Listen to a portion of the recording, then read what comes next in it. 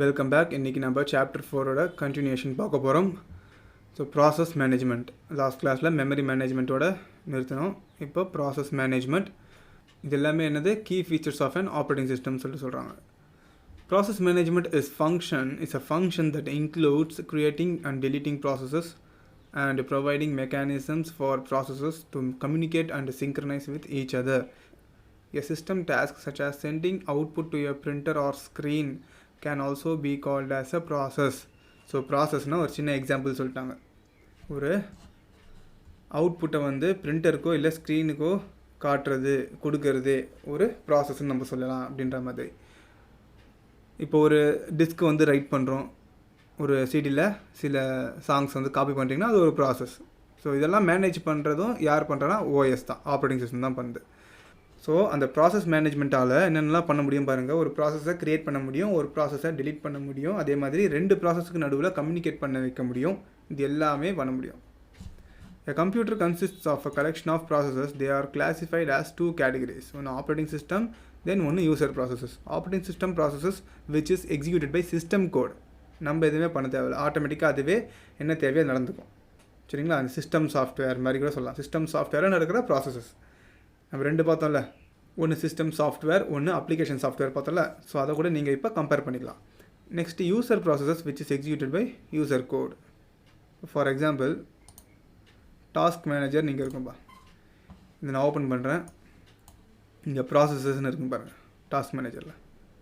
Suppose ஏதாச்சும் hang ஆகிடுச்சுன்னா நீங்கள் இதான் யூஸ் பண்ணுவீங்க. டாஸ்க் மேனேஜரில் போய்ட்டு என் டாஸ்க் கொடுத்தீங்கன்னா அது போய்டும். இப்போ ரைட் கிளிக் பண்ணி என் டாஸ்க் கொடுத்தோன்னா அது என்ன ஆகும், சப்போஸ் க்ளோஸ் ஆகிறதுக்கு லேட் ஆனாலும் இது மூலிமா நம்ம என் டாஸ்க் கொடுக்கும்போது இட் வில் பி க்ளோஸ்ட் சூன். இதெல்லாம் வந்து ஆப்ஸ்ன்னு ரன் ஆகிட்டுருக்கு. இப்போ அடோப் ரீடர் வந்து இதுதான் நான் பிடிஎஃப் உங்களுக்கு காட்டிகிட்ருக்கேன்ல, இந்த ஒரு பர்டிகுலர் ப்ராசஸ் ரெக்கார்ட் ஆகிட்டுருக்கு. ஆக்சுவலாக இப்போது இங்கே பார்த்தீங்கன்னா தெரியும், ஸ்க்ரீன் ரெக்கார்டர் மூலிமா தான் நான் உங்களுக்கு ரெக்கார்ட் பண்ணிகிட்ருக்கேன். ஸோ அது ஒரு ப்ராசஸ். நான் ப்ரௌசர் ஓப்பன் பண்ணியிருக்கேன், அது ஒரு ப்ராசஸ். டாஸ்க் மேனேஜர் இதுதான் டாஸ்க் மேனேஜர், இதே ஒரு ப்ராசஸ் தான். விண்டோஸ் எக்ஸ்ப்ளோரர் இது எல்லாமே விண்டோஸ் எக்ஸ்ப்ளோரர் தான். இதெல்லாம் பார்த்தீங்கன்னா டாஸ்க் வரலாம். இப்போ நான் இதை ஷட் டவுன் பண்ணேன்னா, இதை நான் இப்போ என் டாஸ்க் கொடுத்தேன்னா எல்லாமே போய்டும்.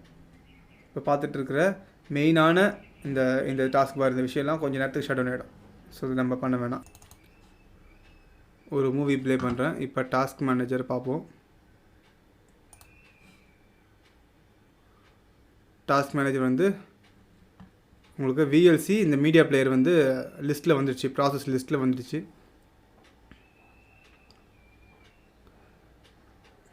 மெமரியில் 206 MB ஹோல்ட் பண்ணிக்குது ரேமில். இப்போது ஒரு ப்ராசஸ் ஆக்சுவலாக பின்னாடி படம் ஓடிட்டுருக்கு. இப்போ நான் இதை என் டாஸ்க் கொடுக்குறேன். பார்த்தோம்னா ஒரு 2 to 3% வந்து இதில் கம்மியாயிடுச்சு. ரேம் அந்த மெமரியில் கொஞ்சம் கம்மியாயிடுச்சு. 52 ஒரு 3% கம்மியாக இருக்குது. ஸோ இதுதான் ஒரு ஜென்ரலாக உங்களுக்கு ப்ராசஸ் பற்றி சொல்ல போனால். இதில் ஆப்ரேட்டிங் சிஸ்டம் ப்ராசஸும் தனியாக இருக்கும், யூசர் ப்ராசஸும் தனியாக இருக்கும். சரிங்களா? So all these process can potentially execute concurrently on a single CPU. இது எல்லாமே ஒரே சமயத்தில் சிபியூவில் எக்ஸிக்யூட் ஆகிட்டுருக்குன்ற மாதிரி சொல்கிறாங்க. The following algorithms are mainly used to allocate the job process to the processor. அப்போ இந்த ப்ராசஸ் மேனேஜ்மெண்ட் தான் என்ன பண்ணுது, எக்ஸிக்யூட் ஆகிற எல்லா ப்ராசஸையும் சில அல்காரிதம்ஸ் மூலிமா அது வந்து ஃபார்முலேட் பண்ணுதுன்ற மாதிரி சொல்லலாம். ஸோ ஒரு ஆர்கனைஸ்டாக நடக்கிறதுக்கு, அந்த ப்ராசஸ்லாம் ஆர்கனைஸ்டாக நடக்கிறதுக்கு these particular algorithms are followed by the process மேனேஜ்மெண்ட்ன்ற மாதிரி சொல்லலாம். அதில் ஃபர்ஸ்ட் பார்த்தோன்னா FIFO மொத்தம் 4 இருக்குது. ஃபர்ஸ்ட் வந்து FIFO, first in first out scheduling. அந்த பேர்லேயே வந்து அர்த்தம் வந்துச்சுப்பா, முதல்ல வர்றது முதல்ல வெளியே போயிடும். This algorithm is based on queuing technique. கியூவை பொறுத்த வரைக்கும் எப்படி, ஃபர்ஸ்ட் இன் ஃபர்ஸ்ட் அவுட். சினிமாவுக்கு டிக்கெட் எடுக்கவே போகிறீங்க, லைனில் நிற்கிறீங்கன்னு வச்சுக்கோங்களேன், முதல்ல வந்தவருக்கு தான் முதல்ல டிக்கெட் கிடைக்கும். ஸோ அதுதான் கியூயிங் டெக்னிக்ன்ற மாதிரி சொல்கிறாங்க. ஃபர்ஸ்ட் இன் ஃபர்ஸ்ட் அவுட், முதல்ல வந்தவர் முதல்ல போயிடலாம் வாங்கிட்டு. இங்கே இன்னொரு எக்ஸாம்பிள் கொடுக்குறாங்க ஸ்கூலுக்கு ரிலேட்டடாக. Assume that a student is standing in a queue to get grade sheet from his or her teacher. The other student who stands first in the queue gets his or her grade sheet first and leaves from the queue, followed by the next student in the queue gets it corrected and so on. This is the basic logic of the FIFO algorithm. Technically the process that enters the queue first. அதே மாதிரி இதுலேயும் queue இருக்குது. சரிங்களா, process மேனேஜ்மெண்ட்லேயும் queue இருக்குது. அதில் process தான் வந்து queueல நிற்கும். The process that enters the queue first is executed first by the CPU, followed by the next and so on. The processes are executed in order of the queue row அப்படின்ற மாதிரி சொல்கிறாங்க. இது FIFO, simple logic தான்ப்பா, 4மே simple logic தான். Next SJF, shortest job first. எது சின்னதோ அதுதான் ஃபஸ்ட்டுன்ற மாதிரி. இதில் ஃபஸ்ட்டு வந்தவங்க ஃபஸ்ட்டு, இதில் எது சின்னதோ அது first. This algorithm works based on the size of the job being executed by the CPU. Consider 2 jobs A and B. So அந்த சைஸை வச்சு இது டிசைட் பண்ணுது எதை வந்து முதல்ல ரன் பண்ணலான்ற மாதிரி.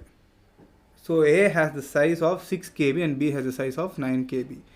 கிலோபைட்ஸில் பார்த்தோன்னா 6 9 பெருசான்னு பார்த்தா 9 பெருசு, அப்போ 6 தான் சின்னது. First the job A will be assigned and then job B gets its turn. So first A தான் அப்போ ரன் ஆகுன்ற மாதிரி சொல்கிறாங்க. நெக்ஸ்ட் ரவுண்ட் ராபின் ஸ்கெட்யூலிங், RR ஸ்கெட்யூலிங் சொல்லுவாங்க. Round robin scheduling algorithm is designed especially for time sharing systems. Jobs, இங்கே jobs எது சொல்கிறாங்க, process தான் jobsனு சொல்கிறாங்க.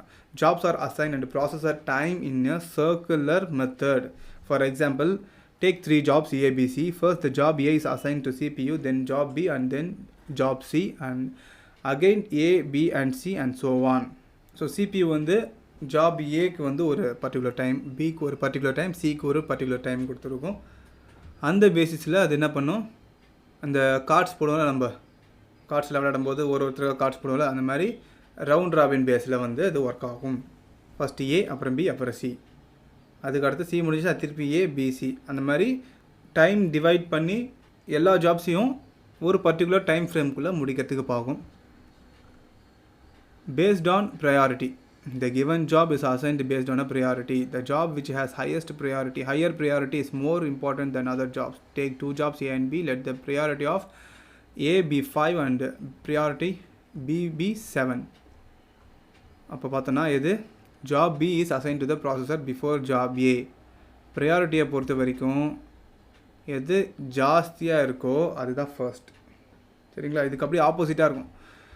SJFக்கு அப்படியே ஆப்போசிட்டாக இருக்கும் இந்த based on priority.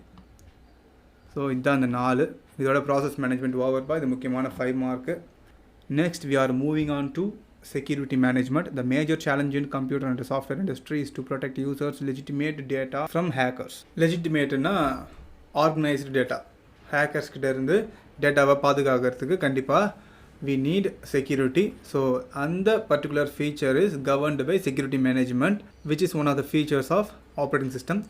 The operating system provides 3 levels of security to the user end. So the security வந்து இங்கே 3 levels இருக்கு. File access level, system level, network level. In order to access the files created by other people, you should have the access permission. First எதை பற்றி பேசுகிறாங்க, file access level பற்றி பேசுகிறாங்க. So if you want to access some files now, we must need the permissions from the particular persons who created the files. And the permission can be created by creator or administrator ன்ற மாதிரி சொல்கிறாங்க இங்கே. File level over. Next system level. It is offered by the password in a multi-user environment. சிம்பிளாக முடிச்சிட்டாங்க. சரிங்களா, இப்போ ஒரே சிஸ்டமில் நீங்கள் பிரதர்ஸ் இருக்கீங்க, ஒரே லேப்டாப் யூஸ் பண்ணுறீங்கன்னா you can create more than 1 user or 2 users. So அப்போ அந்த மாதிரி ஒரே சிஸ்டம் வந்து 2-3 பேர் யூஸ் பண்ணும்போது obviously you will be fixing some passwords for security. So அது ரெண்டுமே கொடுக்குதுன்றாங்க, இந்த மாதிரி 2 விண்டோஸ் அண்ட் லினக்ஸுமே பாஸ்வேர்ட் ஃபெசிலிட்டி கொடுக்குதுன்றாங்க. ஸோ இது system level security. Next network security is an indefinable one. So அதை வந்து வரையறுக்க முடியாதுன்ற மாதிரி சொல்கிறாங்க. So people from all over the world try to provide such a security. So இனிமேல் வந்து எப்படி செக்யூரிட்டியை நல்லா இன்னும் ஸ்ட்ராங் பண்ண இனிமேல் வந்து கண்டுபிடிச்சிட்டு தான் இருக்காங்கன்ற மாதிரி. All the above levels of security features are provided only by the operating system. சரிங்களா, next fault tolerance. The operating system should be robust. ராபஸ்ட்னா ஸ்ட்ராங்காக, எப்போ ஸ்ட்ராங்காக இருக்கணும், ஒரு ஃபால்ட் வரும்போது the system should not crash. இந்த ஆப்ரேட்டிங் சிஸ்டம் வந்து கிராஷ் ஆக விடக்கூடாது. அதுக்கு பதிலாக the operating system should overcome the problem and should retain the existing state of system. அது எப்படி இருந்தோ மீண்டும் அதே நிலைமைக்கு வர வைக்கக்கூடிய அளவுக்கு it should have the capability அப்படின்ற மாதிரி சொல்கிறாங்க. Next file management. File management is an important function of OS which handles the data storage techniques. சரிங்களா, அப்போ ஃபைல் மேனேஜ்மெண்ட்னால என்னது, ஃபைல் வந்து டேட்டாவெல்லாம் சேர்ந்து தான் ஒரு ஃபைல் எதில் இருக்கும், ஃபோல்டரில் இருக்கும். ஸோ அதை எப்படி மேனேஜ் பண்ணுறதுன்ற மாதிரி. The operating system manages the files, folders and the directory systems of a computer. The FAT, file allocation table, stores general information about the files like file name, type, size, starting address and access mode. அது ஒரு table மாதிரி இருப்பா, file allocation FAT system சொல்லுவாங்க. அது என்ன இருக்கும், டேபிள்னாலே it contains some details. எந்த மாதிரி டீட்டெயில்ஸ்னால் ஃபைல் நேமு, அது டைப்பு, அதோட சைஸ், ஸ்டார்டிங் அட்ரஸ், மெமரியில் அது எந்த அட்ரஸில் இருக்குது, இந்த மாதிரி விஷயம். ஆக்சஸ் மோடு, நம்ம ரைட் பண்ணலாமா இல்லை ரீட் மட்டும் தான் பண்ண முடியுமா, அதெல்லாம் ஆக்சஸ் மோடில் வரும். The file manager of the operating system helps to create, edit, copy, allocate memory to the files and also updates the FAT. அந்த ஃபைல் மேனேஜரால் இப்போ என்ன பண்ண முடியும், ஃபைல்ஸை க்ரியேட் பண்ண முடியும், க்ரியேட் பண்ண ஃபைல்ஸை எடிட் பண்ண முடியும், அதை காப்பி பண்ணி இன்னொரு இடத்துல பேஸ்ட் பண்ண முடியும், அதுக்கு பர்டிகுலர் மெமரி அலோகேஷனை வந்து அலோகேட் பண்ணி கொடுக்க முடியும். And also it helps to update the FAT, அந்த ஃபைல் அலோகேஷன் டேபிளே அப்டேட் பண்ணுறதுக்கு ஓவராலாக ஹெல்ப் பண்ணுது. There are few other file management techniques. FAT மாதிரி இன்னும் சிலது இருக்குன்றாங்க, which are NTFS and X2. ஸோ NTFSன்றது விண்டோஸு, X2ன்றது லினக்ஸில் இருக்கிற ஒரு file management system. Multi processing. This is one of the features of operating system. It has 2 or more processors for a single running process. So multi ப்ராசஸிங்னா அப்போ என்னது, ஒரு ப்ராசஸுக்கே 2-3 ப்ராசஸர் இருக்குன்றாங்க. So processing takes place in parallel is known as parallel processing. இப்போ ஒரே வேலையை வந்து 2-3 ப்ராசஸர் பண்ணும்போது அதுக்கு பேர் என்னன்னு சொல்கிறாங்க, parallel processing சொல்கிறாங்க. Obviously the benefit will be in terms of speed. சிம்பிளாக சொல்லப்போனால் ஒரு வீடை ஒருத்தன் கட்டுறதுக்கும் ஒரு 10 பேர் சேர்ந்து கட்டுறதுக்கும் ப்ராசஸ் என்ன, வீடு கட்டுறது தான் ஒரே ப்ராசஸ். அதை ஒரு 10 பேர் சேர்ந்து அதே வேலையை செஞ்சோன்னா சீக்கிரம் முடியுமா, அதே தான் இங்கே சொல்கிறாங்க. This feature is used for high speed execution which increases the power of computing. Next, time sharing. This is one of the features of operating system. எல்லாத்துக்கும் இந்த ஒரு லைனை போட்டுடுறாங்க ஸ்டார்டிங்கில். It allows execution of multiple tasks or process concurrently. என்ன சொன்னேன், ஒரே சமயத்தில்னு சொல்லிட்டேன். சரிங்களா. அப்போ டைம் ஷேரிங் என்ன பண்ணுது, இப்போ நம்ம ரீசெண்டாக ரவுண்ட் ராபின் பார்த்தோம் பார்த்தீங்களா, அந்த மாதிரி தான். For each task a fixed time is allocated. ஒரு ஃபிக்ஸ்ட் டைம் ஒன்று கொடுத்துட்றாங்க, அந்த டைம் வரைக்கும் அதை ப்ராசஸ் பண்ணணும். அடுத்த அந்த டைம் முடிஞ்சிச்சுன்னா நெக்ஸ்ட் ப்ராசஸ்க்கு போயிடும். This division of time is called time sharing. The process switches rapidly between various processes after time is elapsed or the process is completed. ஒன்று டைம் முடிஞ்சிச்சுன்னா அடுத்த ப்ராசஸ் போவோம், இல்லை அந்த டைமுக்குள்ளேயே அந்த ப்ராசஸ் முடிஞ்சிச்சுனாலும் வேறு ப்ராசஸ் போயிடும். இங்கே ஒரு எக்ஸாம்பிள் சொல்கிறாங்க பாருங்கள், 3 ப்ராசஸ் P1, P2, P3ன்னு சொல்லிட்டு 30, 40, 50 மினிட்ஸ்னு சொல்லிட்டு அதுக்கு கரஸ்பாண்டிங் டைம் சொல்லியிருக்காங்க. இப்போ இந்த P1 ப்ராசஸ் வந்து 30 மினிட்ஸில் முடியணும். அப்படி முடிஞ்சிருச்சுன்னா நெக்ஸ்ட் ப்ராசஸ் போவோம். அப்படி முடியாட்டி இன்னும் கொஞ்சம் பேலன்ஸ் இருக்குனாலும் அந்த 30 மினிட்ஸ் முடிஞ்சிருச்சுன்னா நெக்ஸ்ட் ப்ராசஸ் P2க்கு போயிடும். Consider the process P1 finish the task in 20 minutes. The left over 10 minutes will not be holded. That particular 10 minutes will be allocated for process P2. So in this way the CPU will process P1, P2, P3. Then இங்கே explain பண்ணியிருப்பாங்க. Distributed operating systems. The distributed operating system is used to access shared data and files that reside in any machine around the world using internet.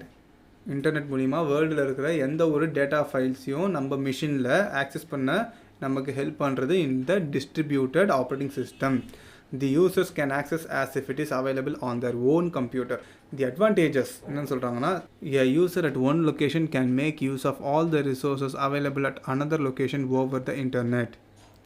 Network மூலிமா ரிசோர்ஸஸ்னால் என்னது, இந்த printer ஒரு example சொல்லலாம். So இங்கே இருந்துக்கிட்டே இன்னொரு இடத்துல இருக்கிற பிரிண்டர் நம்ம ஆக்சஸ் பண்ணலாம்ன்ற மாதிரிலாம் சொல்கிறாங்க நெட்வொர்க் மூலிமா. Many computer resources can be added easily இந்த நெட்வொர்க். ஸோ நெட்வொர்க்கில் எத்தனை நம்பர் ஆஃப் சிஸ்டம் வேணாலும் ஆட் பண்ணிக்கலாம், ரிசோர்ஸஸ் வேணாலும் ஆட் பண்ணிக்கலான்றாங்க. Improves the interaction with the customers and clients. இது சிம்பிளாக உங்களுக்கே புரியும். Next, reduces the load on the host computer. For example, இப்போது உங்கள் கம்ப்யூட்டர்லேருந்து ஃபேஸ்புக் உங்கள் ஐடிக்கு வந்து ஏதோ ஒரு வீடியோ அப்லோட் பண்ணுறீங்க வச்சுக்கோங்க.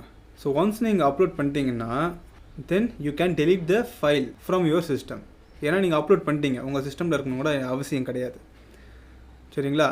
எதுக்கு நான் ஃபேஸ்புக் சொல்கிறேன்னா, ஆன்லைன் க்ளவுடுக்குன்னு சில வெப்சைட்ஸ்லாம் இருக்குது. ஸோ அது எத்தனை பேருக்கு தெரியும்னு தெரியாது, அதனால் நான் ஃபேஸ்புக்குன்னு சொல்லிக்கிறேன்ப்பா. சரிங்களா. ஸோ ஃபேஸ்புக்கில் ஒரு வீடியோ நீங்கள் அப்லோட் பண்ணிட்டீங்கன்னா நீங்கள் சிஸ்டம்லேருந்து யூ கேன் டெலீட். அப்போது உங்கள் கம்ப்யூட்டர் தான் ஹாஸ்ட் கம்ப்யூட்டர்னால் அங்கே லோடு கம்மியாகுதா? ஸோ அதுவும் ஒரு பெனிஃபிட் சொல்லிட்டு சொல்கிறாங்க. சரிங்களா. we reach the last topic, prominent operating system. ப்ராமினென்ட்னா இம்பார்ட்டண்ட். சரிங்களா. ஸோ உங்கள் கிரேடுக்கு ஏற்ற மாதிரி அந்த வேர்ட்ஸ் அவங்க யூஸ் பண்ணுறாங்க. Unix, Microsoft Windows, Linux, iOS, Android இதெல்லாம் தான் இம்பார்ட்டன்ட் ஓஎஸ். சரிங்களா? இப்போ மார்க்கெட்டில் இம்பார்ட்டன்ட் ஓஎஸ்ன்னு பார்த்தோன்னா இதுதான் உங்கள் டெக்ஸ்ட் புக்லேயும் அதான் கொடுத்துருக்காங்க. Modern operating system graphical user interface இது நம்ம ஆல்ரெடி பார்த்தோம். ஒரு பட்டன்ஸ் யூஸ் பண்ணுறதா இருக்கட்டும், இல்லைனா ஒன்றும் இல்லை, சிம்பிளாக இந்த மவுஸ் எடுத்துகிட்டு போய் நான் இங்கே மினிமைஸில் வைக்கிறேன், மேக்ஸிமைஸில் வைக்கிறேன், க்ளோஸில் வைக்கிறேன். ஸோ அதுக்கேற்ற மாதிரி கலர் மாறுது. இது எல்லாமே GUI தான். A GUI lets the users to use mouse to click icons, buttons, menus and everything is clearly displayed on the screen using a combination of graphics and elements, text elements. இப்போ நான் சொன்ன பார்த்தீங்களா, கிராஃபிக்ஸாகவும் என்ன ஆகுது இங்கே ரெட்டாக காட்டுது நம்மளுக்கு. அதே சமயம் கீழே க்ளோஸ்னு வந்தது பார்த்தீங்களா, இப்போது அது டெக்ஸ்ட்னா உரை, லெட்டர்ஸ் அந்த மாதிரிலாம் சொல்லலாம். சரிங்களா? ஸோ அந்த மாதிரி நம்மளுக்கு காட்டுது. இது எல்லாமே GUI தான். ஸோ இதில் முடிஞ்சுது. லாஸ்ட்டு ஒரு ஸ்டூடெண்ட் ஆக்டிவிட்டின்னு கொடுத்துருக்காங்க. டிஸ்கஸ் பண்ணாத விஷயமும் கொஞ்சம் இருக்கும். ஸோ நான் அதை சொல்லிடுறேன், நீங்கள் மார்க் பண்ணிக்கோங்க. ஜஸ்ட்டு மேட்ச் த ஃபாலோவிங் மாதிரி தான் மார்க் பண்ணிக்கோங்க. மார்க் பண்ணி எனக்கு எழுதி இதை ஷேர் பண்ணுங்கள். நான் உங்களுக்கு சொல்லிடுறேன் ஆன்சர்ஸ். எனக்கு அதில் ஆரோ மார்க்ஸ் மட்டும் நீங்கள் டைரக்ட் பண்ணி மேட்ச் த ஃபாலோவிங் மாதிரி அழகாக ஸ்க்ரீன்ஷாட் போட்டு send it to my WhatsApp number. A command line operating system is an example of open source software development and a free operating system is Linux. Linux தான் வந்து open source free operating system. இதெல்லாம் நம்ம என்னன்னு சொல்லிட்டு we will be seeing in the next chapter. A popular operating system for mobile phone technology which is not linked with Apple products அப்படின்னாலே Android. ஏன்னா ஆண்ட்ராய்டும் iOS தான் வேறு OS இப்போதைக்கு மார்க்கெட்டில் பார்த்தோன்னா ஹிட்டாக இருக்கிற OS. Used with Apple computers அப்படின்னாலே மேக் OS கண்ண முடின்னு சொல்லிடலாம். Design to be used for the Apple ஃபோன்னாலே iOS. And operating system that is very popular in universities, companies, big enterprises அப்படின்னாலே யூனிக்ஸ். டேரெக்டாக நேராகவே இருக்குது பாது. The most popular GUI operating system for personal computers is our Windows. So chapter is over. I will be sharing the answers for the book back questions in our next class. So the class is over for now.